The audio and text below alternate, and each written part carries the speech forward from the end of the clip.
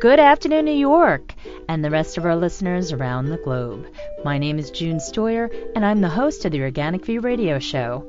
Our podcast is available on iTunes, Zune, and all major podcast providers. So if you can't catch the show live, you can download it or simply use our free podcast player, which is available on our website at www.theorganicview.com. If you'd like to connect with us, please post a question on our wall on Facebook or send me a tweet at June Stoyer on Twitter. If you'd like to be on the show or would like to find out about sponsorship opportunities, please contact us at questions@theorganicview.com. Today's show is sponsored by Austria's finest naturally authentic pumpkin seeds and pumpkin seed oil from the Steiermark, available at organicuniverse.com. Listeners of the Organic View can receive $1 off their purchase by using the coupon code ORGVIEW. That's ORGVIEW. Also, don't forget to check out our contest section on our website to submit your information for our free monthly giveaways. For more information, please visit our website at www.theorganicview.com/contests. On today's show, Tom and I have a really intense show. Also joining us is Scotland's leading bee advocate, Graham White. We're going to talk about whether or not the pesticide industry is worried about the global avalanche of scientific evidence condemning their products. German activist group the Coalition Against Bear Danger's open letter to National Geographic. And a new analysis from Professor Charles Godfray of Martin College, Oxford, claiming that there's no sign of damage to honeybees from neonicotinoids. So first, I'd like to welcome to the show my co-host, Tom Theobald. Good afternoon, Tom. Good afternoon, June. And joining us today, Mr. Graham White. Graham, hello, and welcome back. Hello from the land of rain and mist, which is what we're in at the moment. The first topic concerns breaking news in regards to USDA scientist Jonathan Lundgren, who was suspended for confirming that neonicotinoids kill monarch butterflies. My question is for actually both of you. How are you perceiving this? Why are they getting so bent out of shape when there is so much evidence out there about the impact of neonicotinoids on pollinators? And also there was already a paper that was published by Dr. Vera Krischik in regards to the impact of neonicotinoids on the monarch butterflies. So why now? Why are they in such an uproar about this research? Isn't there something in the mafia called omerta? Vow of silence? Well, that's what's going on in the EPA. They won't discuss this. The Extension Service has been given instructions not to discuss neonicotinoids. Neonicotinoids are the new N-word. And so they're doing everything they can to bury the question. I agree. I think that the United States Department of Agriculture is in effect an extension of the pesticides industry, and that it receives its instructions from the executive branch, which is, as closely allied to the pesticides industry as it's possible for two organizations to be. And there's been a long, long history. There's been a number of scientists have been put on the rack for telling the truth about different pesticides within the USDA. The neonicotinoids issue is just the latest in a long run. Jeff Pettis and Dennis Van Engelsdorp, who made a major discovery about neonicotinoids in 2011, were made to actually publicly retract in almost in an act of confession on British television. They had to go on British television and say that although they'd made a major discovery about neonicotinoids killing bees' immune systems, it was of no relevance whatsoever. And that's what we're seeing with Mr. Lundgren, who's made a very innocent observation that clothianidin kills monarch butterfly larvae. And because he dared to go public with that, in fact, he was in fact given permission to go public with that, but then his bosses panicked and hauled him over the coals, suspended him, and I believe it's cost him $4,500 for his 2-week suspension. So freedom of speech, freedom of scientific thought and freedom of scientific speech is obviously under vicious attack in the United States Department of Agriculture. It will be very interesting to see where this case goes. Dr. Lundgren was at the Western Apiculture Society conference here 2 weeks ago and spoke. And he introduced himself and said that he was on vacation. He could not discuss his research. He'd been given instructions not to discuss his research, which he did anyway, but he's been silenced. This is not the first time, though. We can go all the way back to 2003 when clothianidin was being considered, and EPA scientists recommended that there be life cycle studies before registration, and in 2 months they were handed their heads and were forced to go along with a conditional registration. So this is nothing new. What we have, unfortunately, appears to be a very corrupted management. I agree. I think that I think they've made a very, very big mistake, because if they had completely ignored what Jonathan Lundgren was telling the world about monarch butterflies, it would probably have been a minor news article and a few people would have made a few links, and that would have been that. But now that his case has been taken up by the peer group, which I think is public employees or something for whistleblowers. Public Employees for Environmental Responsibility. Correct, yeah. It's going to become a major national case of major national scientific and judicial importance. I think he'll win hands down. I hope he sues them for $1 million and makes them promote him to an even more senior post. But I suspect that he'll be offered a large sum of money to go away and keep quiet. I don't know what they'll do, but they've made a very big mistake, because he's going to win this case, in my view. Well, a win would include the removal of some of this corrupted management. I don't think they'll go that far. I think they will. The USDA is like a super tanker with that's been plowing along a pesticide rut for the last 30 years or 40 years. It's not going to diverge by 1 millimeter from its course, and its course is towards pesticide land. And its only future vision of the world is a world dominated by GM crops and systemic pesticides. They're not going to change because of Jonathan Lundgren or any inconvenient things like facts.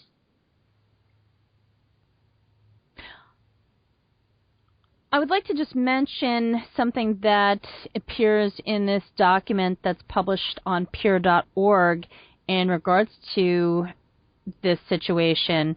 And under the summary, it says the suspension was imposed in connection with 2 events. A, submission of manuscript by Dr. Lundgren on the non-target effects of clothianidin on monarch butterflies to the scientific peer-reviewed journal, The Science of Nature. B, a paperwork error in Dr. Lundgren's travel authorization for his invited presentation about his research to a panel of the National Academy of Sciences, as well as to a USDA stakeholders group, the Pennsylvania No-Till Alliance. And it further goes on to say that these actions were not justified and the discipline was not proportionate to any perceived offense. In addition, the suspension constitutes retaliation for his protected disclosure, a formal scientific integrity complaint Dr. Lundgren submitted in September 2014 that detailed numerous ways USDA managers had abused their authority and improperly interfered with Dr. Lundgren's research and professional activities in violation of agency's regulations.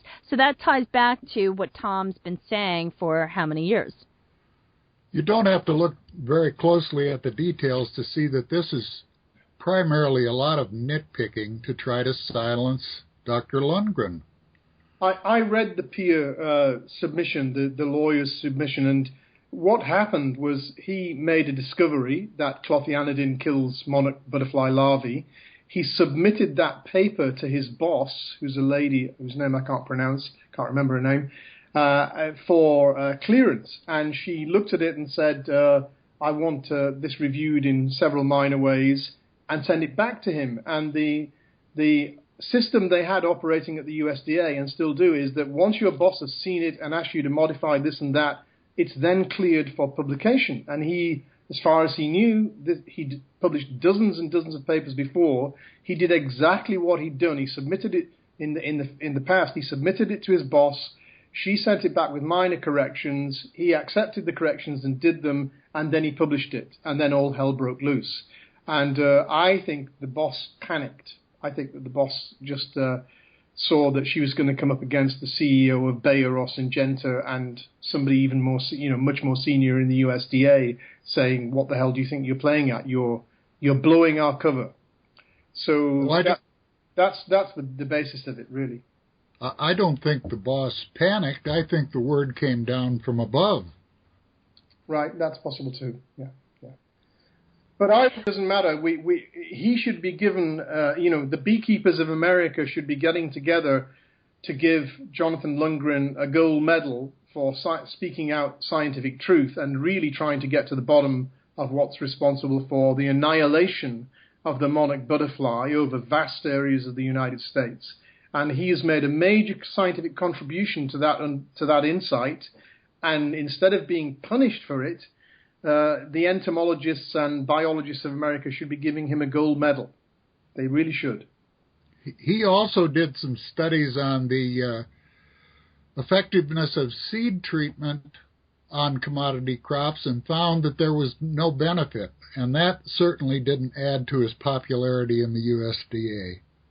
That's correct. In effect, he replicated the same studies that Christian Krupke had done at Purdue, which proved that there was zero benefit when neonicotinoids were applied to soybeans and only a very, very small benefit when they were applied to corn, which is fantastic news, because if farmers wake up to that and realize they're spending all this money for no benefit, then one would think that hard-headed economics would take over and farmers would stop throwing their money down a money pit.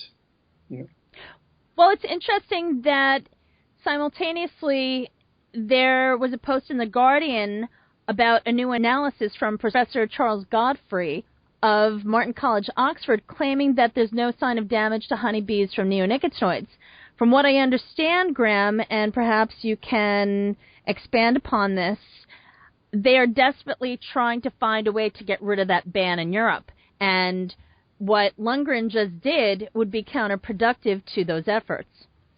Well, I think we have to suspend judgment on the Martin College, Oxford meta-analysis for a few weeks until some more independent scientists have had a chance to look at it and criticize it in turn. But Godfray, it seems to me, and Martin College in general, is definitely part of the scientific shock troops of the GM systemic pesticides industrial agriculture model, which the American government and the UK government are trying to force onto the world. I'm sure he will deny that, but even before he did this study, he did a previous survey of all the science that had been done, and it was quite obvious, reading between the lines there, that he was trying to belittle anything that said that neonicotinoids were responsible for bee deaths. And what we're seeing here is a conflict between reality and laboratory science. The reality is that since 1994, every single beekeeper in the world who's come up against neonicotinoids knows from direct personal experience that thousands, in fact millions of their hives have been destroyed by neonicotinoids. And the rest, all of the science papers that have been done have really been propaganda in many respects, trying to disprove the obvious, evident reality. And Charles Godfray's new survey of what's been going on allegedly in Europe is part of the same whitewash, in my view. And I think that I sincerely hope that independent scientists will take it apart and show it up for what it is, which is greenwash or whitewash. I find it astounding that someone of Mr. Godfray's stature could make the claims that he's made. I mean, the evidence is overwhelming, connecting the neonicotinoids to not only the bee losses, but to massive environmental damages. And if what he is saying is accurate, that there is no connection between the neonicotinoids and the bee losses, I find that just incomprehensible. Well, it's entirely comprehensible when you understand that Charles Godfray previously worked for Syngenta, and that he currently heads up something called the Future of Food program at Martin College, Oxford. And the Future of Food program, if you go and look at the website, I would essentially say that their worldview is that we have to feed 9 billion people in the next 50 years, and the only possible way to do that is to force the adoption of GM crops, high-tech biotech industrial agriculture, systemic pesticides, neonicotinoids, the whole package on the rest of the world, primarily on Asia, Vietnam, Laos, Cambodia, Thailand, India, South America. That's everything on their website points to them doing that. And the idea that Charles Godfray, as the head of that movement, could seriously be an unbiased judge of whether neonicotinoids are responsible for bee deaths, as we know they are, it's just ludicrous. And I think it will be treated as such by all independent scientists. Well, I think the big question isn't how are we going to feed all these people, it's how is industry going to profit from feeding all of these people? And that has been the real question. For people that keep talking about how the population is out of control, they're neglecting to remember that these corporations are in business for a reason, to make a profit. And there's no point in them teaching people how to grow their own food to be sustainable, to be truly sustainable and able to take care of themselves and provide for their families if they cannot profit from them, because that does nothing for the corporations. So the bottom line is, how can industry profit in order to feed people? Not how can people be fed by their technology. They could care less if the people are fed. What they care about, once again, is how they can profit from it. Well, if I may come back on that point, I was in India in 2011, and I met with groups of peasant farmers in Bangalore, Kerala. And they, when I asked them, were they dependent on Western aid to feed themselves and so on, they fell about laughing, and they said, look, we have two messages we want you to take back to the West. The first one is, India has been completely self-sufficient in food for 4,000 years, which is about 10 times longer than the United States has existed as a nation, or Europe, or Central Europe, come to that matter. And the second message was that I asked them if they were organic farmers, and again they fell about laughing, and they said, we can't afford to be anything but natural farmers. They don't call it organic farmers. They can't afford pesticides and tractors and so on. So India's 1 million farms feed 1 billion people, but there is no profit in that for the global multinational corporations. There is a huge amount of profit if they can destroy that entire system, take over those 1 million farms and impose industrial agriculture run by Western banks, with pesticides by the major corporations and tractors and oil and the rest of it. There's huge amounts of profit in that. That won't benefit the people of India. What benefits the people of India is that they are, at the moment, largely self-sufficient. 1 million farms support 1 billion people, which is a massive achievement. And the same is true in Thailand, Cambodia, Laos, and so on. These people do not need Western corporations dumping their technology and their patented seeds and their pesticides onto communities and countries which are self-sufficient. Simple as that. Thank you, Graham. Now, lastly, I'd like to talk about an open letter that the Coalition Against Bear Dangers, who's been advocating against neonicotinoids as well as some other major topics that Bayer is involved with. Basically, it pertains to a game that was created to educate kids falsely about how technology is beneficial to these people that we just talked about who need to be fed. It encourages the use of neonicotinoids as a very viable application. Now, Graham, I know you played the game. What are your thoughts on it? Well, this game is an online computer game, a graphic game that puts a child in the role of a novice farmer and challenges them to select pesticides, GM seeds, irrigation, and so on to make the best crop they can.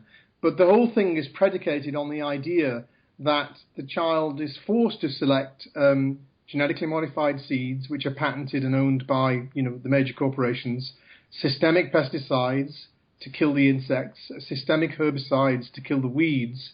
And what it doesn't say is at the end that grain or whatever they produce goes onto a global commodities market. It doesn't actually help the small countries that they live in. The good thing is, it's appalling that National Geographic would actually ally itself with a company like Bayer, which has the worst reputation in the world as a bee-killing pesticide manufacturing organization. It just shows an enormous lack of insight and vision on the part of National Geographic. The good news is this is the worst computer game I have ever seen. In fact, I haven't seen a game as bad as this since about 1979, when the first text-based computer games came out.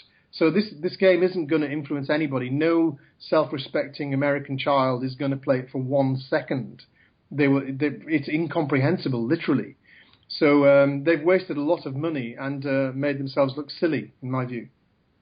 Now, Graham, Rupert Murdoch paid $725 million for 73% control of a partnership with National Geographic's media arm.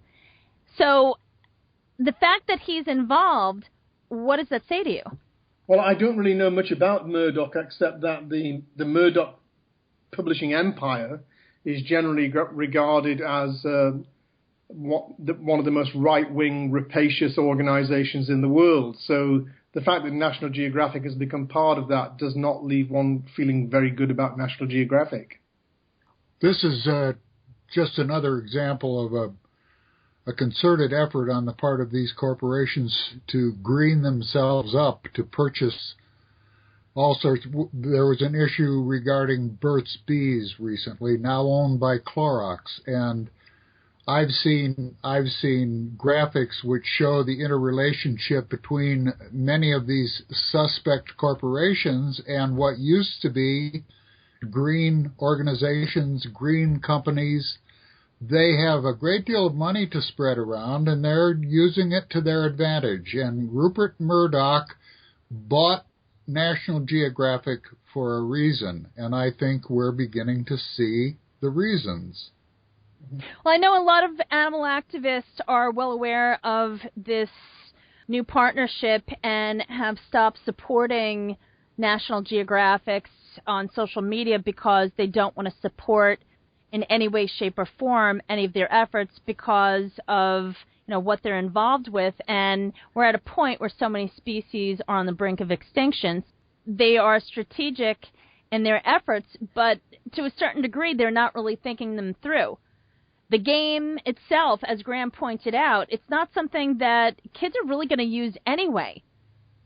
No, I don't think they'll use the game, but I mean, a lot of people have criticized National Geographic, I would say, in the last 20 years, that its main purpose seems to have been to sell tourism to very exotic and remote places in many respects.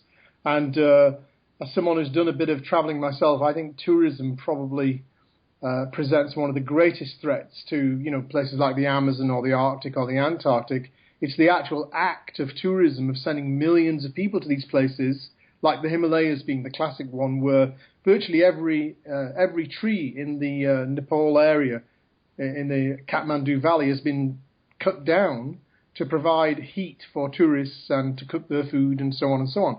So National Geographic is probably the greatest promoter of tourism in the world, and I'm sure that vast profits have been accrued through advertising, airline seats and hotels and so on and so on. So it's entirely logical that it just becomes part of the same corporate capitalist media complex that Rupert Murdoch runs. It entirely fits within that like a foot within a shoe. What Dwight Eisenhower might have called the chemical industrial complex. Well, yes. Well, the bottom line is that it's an acquisition basically to keep promoting things that are destructive to the environment, period. Well, it'll be interesting to see. I mean, I don't follow National Geographic particularly, but it'll be interesting to see what people who do commentate about tourism and environmental protection have to say about the way it changes in the next year or so. If this alliance with Bayer is anything to go by, then that does not bode well for the future of National Geographic. Well, gentlemen, thank you so much for joining me today. And once again, to be continued. Well, thanks very much. It's been a pleasure. No lack of interesting items to talk about. Folks, if you've missed any of the segments, please look at the show's archives, which are available at theorganicview.com. Tune in next week as Tom and I continue the discussion. This has been June Stoyer with the Organic View Radio Show. Have a great afternoon, folks.